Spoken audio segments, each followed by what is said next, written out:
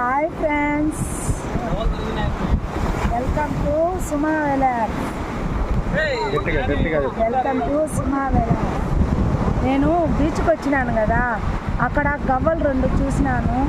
అవి ఇష్టంగా అవే మట్లో ఊరుతుండాలి, రింగుల్లా తిరుగుతూ ఉండాలి. ఏందని చూస్తే గవ్వల్లోనే ఉండాలి నర్త, కానీ వాటి ఇష్టంగా తేమ తగిలితే ఇలా నేను పైన పెట్టినాను. వాటి ఇష్టంగా అవే లోపల వాటికి తెలియకుండా లోపలే మన కంటికి గంతకుండా దూరిపోతూ ఉన్నాయి.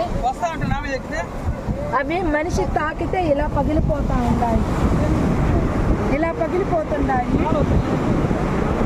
ఇలా వాళ్ళకి ఇష్టంగా అది నీళ్ళలో కొట్టుకొని పోయి ఇలా ఖాళీగా గవ్వలుగా మిగిలిపోయినాయి.